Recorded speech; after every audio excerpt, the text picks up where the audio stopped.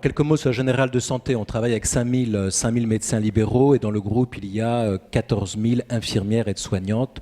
Nous recrutons plus de 3000 infirmières et aides-soignantes brancardiers par an. Et donc, voilà, donc j'ai essayé de réfléchir, lorsque Benoît m'a contacté, sur de l'évolution des métiers, sur la démographie médicale. Donc, je vais essayer de partager avec vous quelques points de vue, pas trop de chiffres, j'espère, sans transparent, autour de 4 thèmes. Le premier thème, c'est les profils des médecins qui changent, et je crois vraiment qu'il y a un gros changement, vous l'avez tous évoqué, j'aimerais vous donner le point de vue de Général de Santé sur le sujet. Deuxièmement, comme les attentes des patients, et j'ai vécu ça moi dans d'autres métiers de service pendant 20 ans, l'assurance et la banque, ce qui fait que de nouveaux métiers émergent, et j'essaierai de partager avec vous certains métiers que nous créons à la Générale de Santé dans ce domaine pour justement, à la fois, j'espère, améliorer la qualité des soins et mieux faire travailler ensemble et positionner à la demande des médecins, notamment en cancéro, sur la valeur ajoutée du médecin.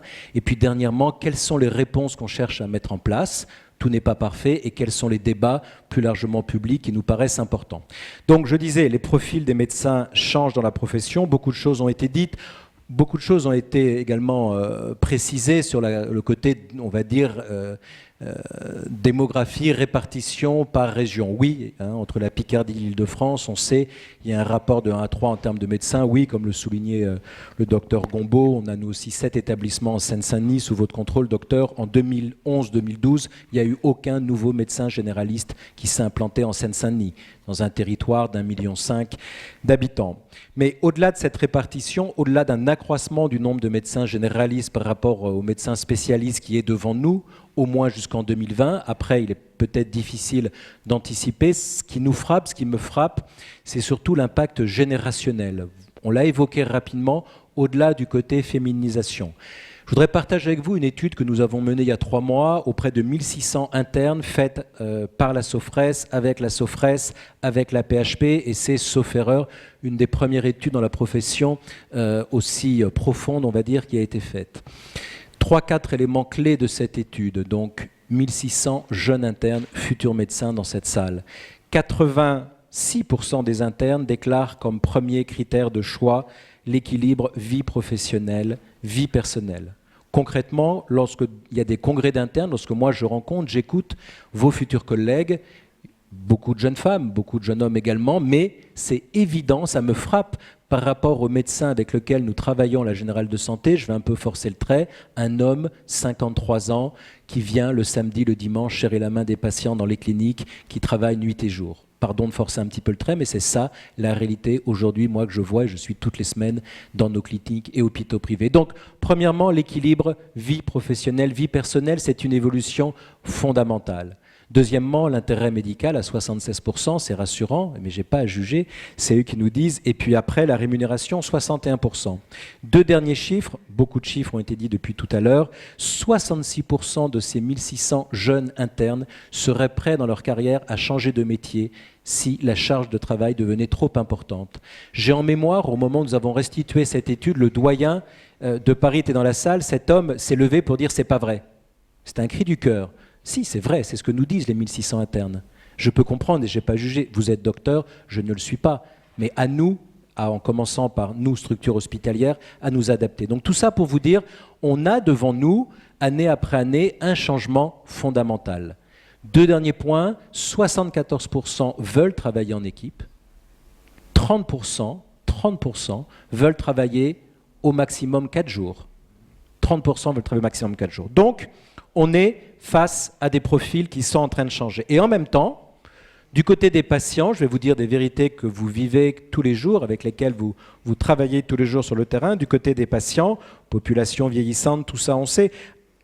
Arrêtons-nous quand même une seconde sur les pathologies chroniques, les 28 LD. On sait que c'est 64% des dépenses de santé en France, 8 millions de Français sont touchés, et chaque année, 90% de l'accroissement des 250 milliards des dépenses de santé en France vont venir de patients qui soit vont déclarer l'une de ces 28 LD, soit parce que, et Dieu merci, pour ces maladies, l'innovation thérapeutique fait que ça coûte de plus en plus cher pour les soigner. On va revenir après au parcours de soins. Derrière ça, moi, ce qui me frappe, une fois de plus, j'ai eu la chance dans ma carrière de connaître d'autres métiers de service où il y a eu des vraies révolutions, je dirais, où on l'appelle le client. Chez nous, c'est le patient, c'est très bien, où le client est devenu acteur. Moi, ce qui me frappe depuis un peu moins de 3 ans que je suis dans ce métier, c'est que, à vitesse phénoménale, le patient va devenir acteur de son parcours de santé.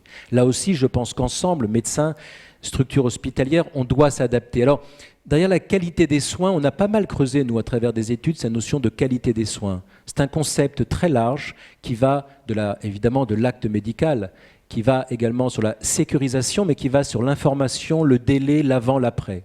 Et le délai, faites-moi confiance sur ce point, le délai dans notre métier va devenir un problème qui va complètement transformer obligatoirement notre mode d'organisation. Quand aujourd'hui, pour rencontrer un ophtalmo à Paris, il faut 102 jours en moyenne, alors que nous sommes un métier de service, le plus beau, le plus noble sûrement qui soit, mais que dans tous les autres métiers de service, que ce soit l'hôtellerie, la téléphonie mobile, acheter un billet de train, vous êtes aujourd'hui dans une société digitale, dans un temps zéro, ça va devenir pour le patient insupportable.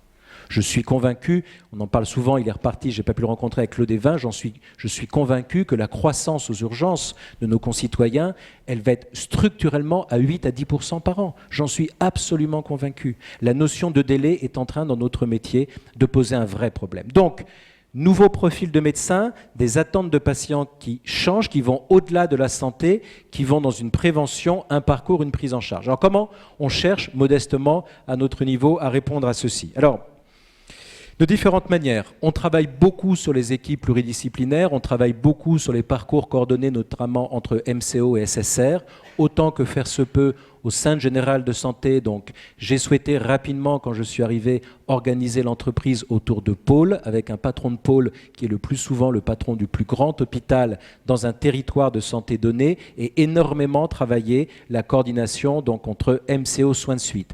Travailler également des filières dans les soins de suite. On a beaucoup travaillé, beaucoup créé sur l'hôpital de jour, que ce soit en neuro, en cardio, en nutrition, obésité, par exemple à Chalon. On a également créé ex nihilo des nouveaux métiers. Il faut être prudent, ça a juste 1 an, mais ça semble satisfaire les patients, les médecins qui travaillent avec nous et les médecins de ville. Je pense aux coordinatrices de soins en cancérologie. Nous avons lancé il y a 1 an, quasiment jour pour jour, 4 instituts privés de cancéro à Lille, Paris, Lyon et Marseille. Nous avons dans le groupe au total 248 autorisations de cancérologie et près de 30% de la cancéro dans le privé est faite dans les établissements du groupe. La coordinatrice de soins, ça répond à quel besoin? Ça répond, on est parti tout simplement à écouter le patient.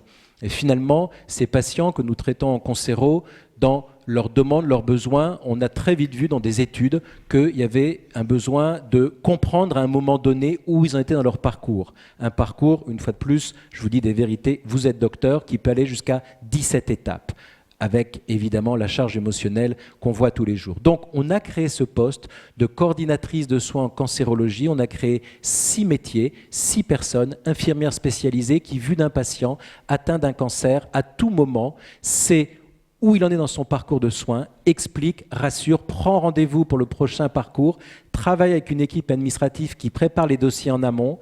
Et donc, on travaille le délai, la pertinence des actes, on décharge nos médecins cancéraux de toute une partie de tâches. La coordinatrice des soins revient vers le médecin adresseur, médecin généraliste pour dire voilà où en est le patient docteur. Voilà. Ça fait 1 an qu'on fait ça, on y croyait avec passion, on commence à le mesurer, les résultats sont vraiment excellents. Donc ça, c'est quelque chose sur lequel on veut travailler, on veut se développer. De même, à notre hôpital Jean Mermoz à Lyon, on a depuis déjà 8 ans lancé toute une approche autour de la partie juridique, du lien avec les psychologues, des nouveaux métiers, là aussi, qui doivent permettre d'entourer le patient, de mieux se coordonner, de se rapprocher des soins de ville. Est-ce que c'est une réponse parfaite ? Je ne sais pas, en tous les cas. Moi, quand j'étais rencontré les équipes médicales au bout de quelques mois à Jean Mermoz, j'ai vu beaucoup de patients, notamment autour du cancer du sein, dans cet hôpital, sur la manière dont ça a été fait. De même, sur la réinsertion en cancéro, des travaux ont été faits avec des organismes spécialisés de ville, parapublics, pour travailler sur la réinsertion. Comme vous le savez, il y a des chiffres que je trouve personnellement assez terrifiant sur le pourcentage, par exemple, de femmes qui, déclarant un cancer, se trouvent dans des situations familiales au bout de 2 ans, terribles, etc., et des problèmes professionnels. Donc, toute cette interaction avec la ville, cette émergence de nouveaux métiers, on est conscient, je suis conscient, moi, en tant que DG de la Générale de Santé, c'est à nous de proposer des choses, à nous de les tester avec nos médecins libéraux pour travailler ensemble, pour répondre à ce besoin et s'interroger finalement sur une question assez de base. Le temps médical disponible des médecins va se réduire, il y aura de plus en plus de besoins. Quelle est la vraie valeur ajoutée du médecin? Comment on se repositionne ensemble sur le besoin clé du médecin? Alors pour ce faire, il y a un certain nombre de choses, et je vais repartir sur des sujets un peu plus globaux, hein, Benoît, si tu me le permets, sur lesquels je pense qu'il faut vraiment qu'on débatte, et ce que j'ai pu voir là aussi, les premières approches que j'ai vues à l'étranger, la délégation des tâches, sujet évident pour vous quand même, la délégation des tâches, notamment sur les maladies chroniques. 2 chiffres là aussi, 75% excusez-moi, de ces 1600 jeunes internes sont favorables à la délégation des tâches, mais avec une question sur le revenu.